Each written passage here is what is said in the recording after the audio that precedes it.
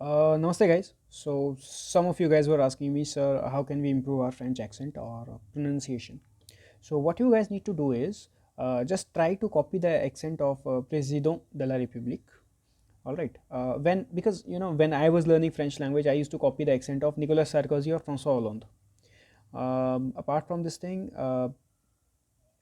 do this exercise at least 15 to 20 times, at least I'm saying, because guys, after a certain point of time, when you'll see a particular word, your mind won't have to think a lot.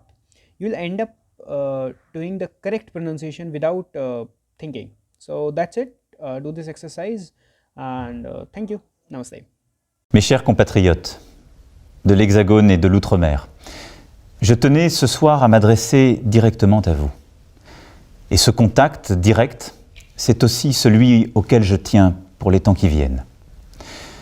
D'abord, je voulais ici adresser l'émotion et la solidarité de la nation tout entière aux victimes des inondations dans l'Aude et à leurs familles. Nous sommes à leur côté, comme aux côtés de l'ensemble de celles et ceux qui ont été touchés par cette catastrophe. Et je veux aussi, à cette occasion, adresser tous mes remerciements aux forces de secours et à ceux qui ont contribué pendant plusieurs jours et nuits à aider nos compatriotes qui étaient dans le désarroi. Ensuite, je voulais ce soir m'adresser à vous pour vous donner le sens profond de l'action que j'entends poursuivre pour notre pays alors que nous venons de recomposer le gouvernement. Ces derniers mois ont en effet pu rendre moins perceptible ce sens. D'abord, parce que parfois, par ma détermination ou mon parler vrai, j'ai pu déranger ou choquer certains, et j'entends les critiques. Ensuite, parce que nous avons vu aussi réapparaître des mœurs anciennes et le poison de la division, de l'instabilité. Je n'ai pour ma part qu'une boussole. C'est la confiance que vous m'avez donnée en mai 2017. Elle repose sur une ambition, un engagement. Faire de notre pays une puissance éducative, économique, sociale et environnementale qui retrouvera toute sa place en Europe et ce faisant dans le monde. Depuis 17 mois, le Premier ministre et son gouvernement ont pris des décisions importantes et conduit des transformations profondes. Qu'il s'agisse de l'école, de l'université, de l'apprentissage, du travail dans nos entreprises, des chemins de fer, comme de tant d'autres domaines.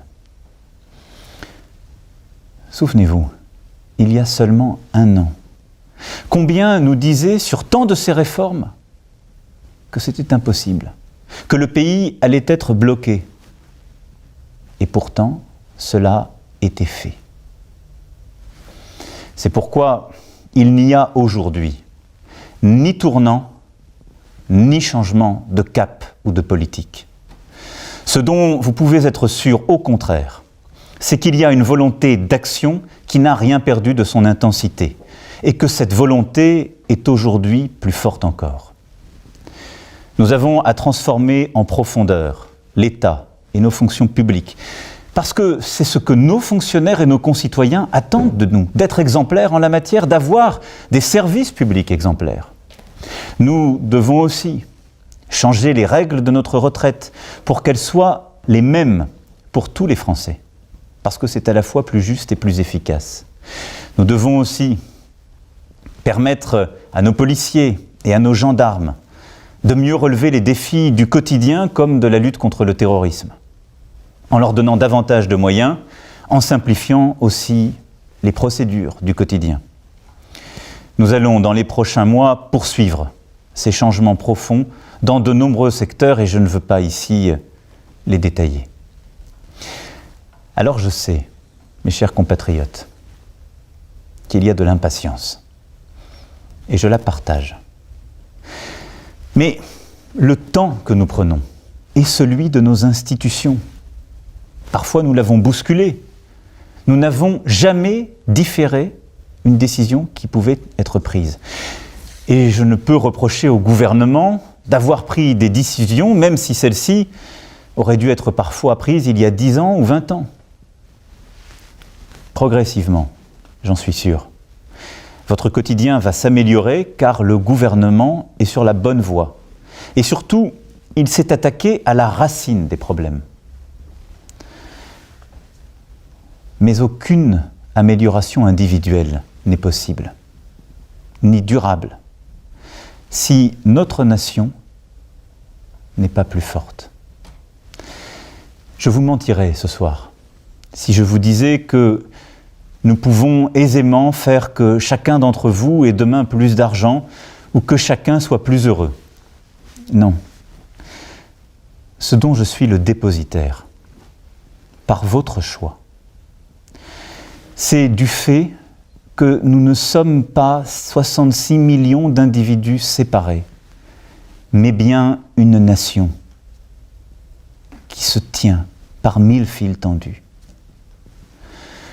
Aucun d'entre vous n'ira mieux, ni aujourd'hui, ni demain. Si notre pays est plus faible, s'il subit une Europe qui se dérègle ou se replie parce que le fracas du monde l'effraie. C'est pourquoi ce que je demande au nouveau gouvernement ainsi formé est de poursuivre les transformations dont notre pays a besoin et de le faire avec un objectif simple, que nous reprenions pleinement la maîtrise de notre destin.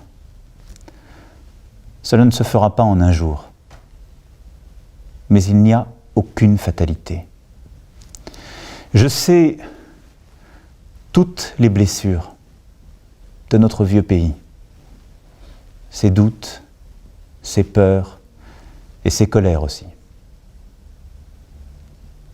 Et c'est ce pays qui m'a mis là devant vous, notre pays.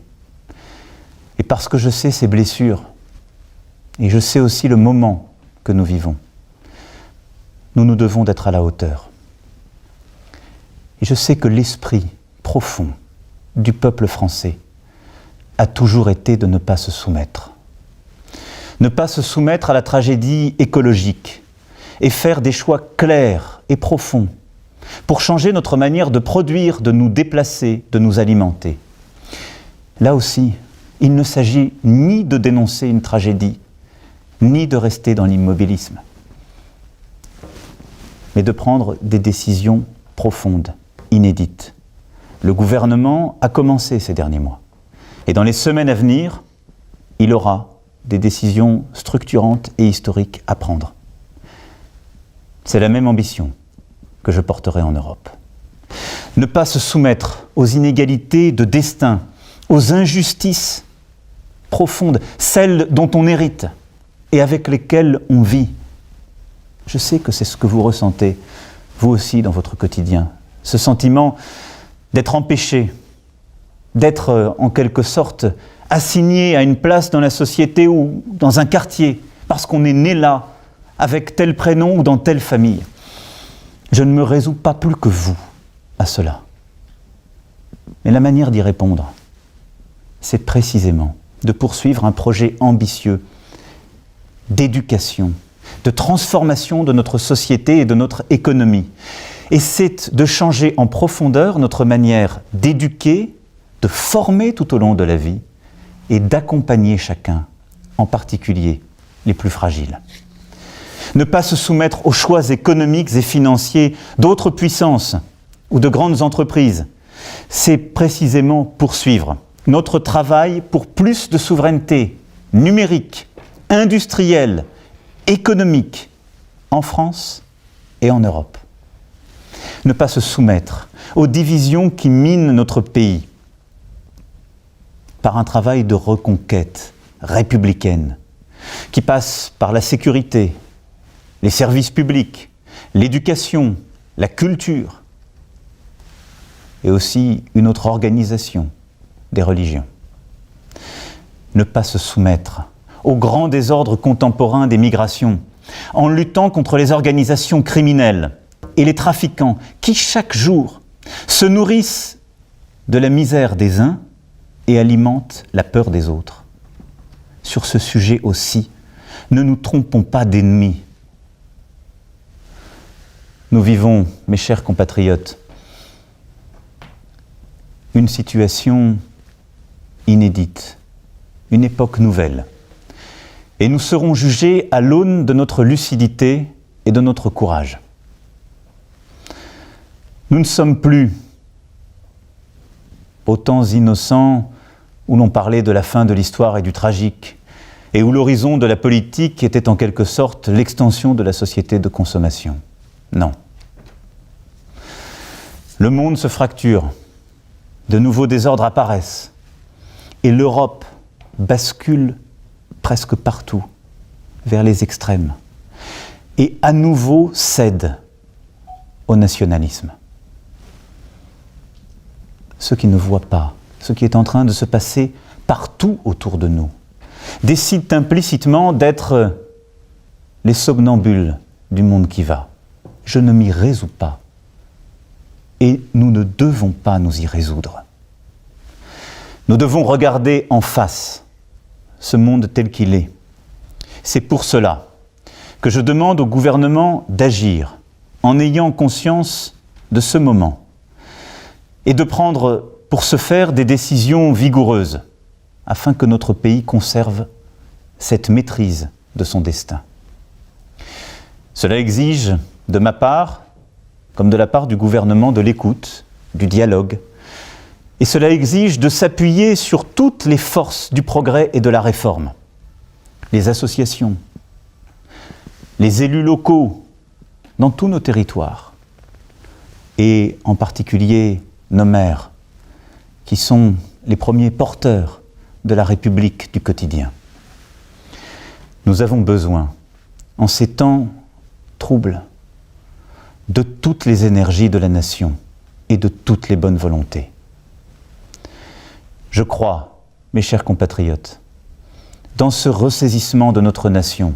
Je crois dans notre capacité à porter cette voix française qui est tant attendue en Europe et dans le monde.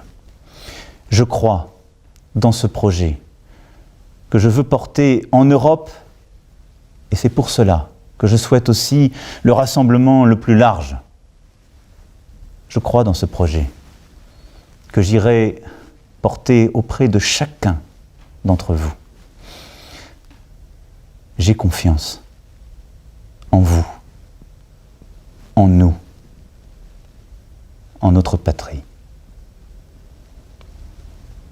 Vive la République, vive la France.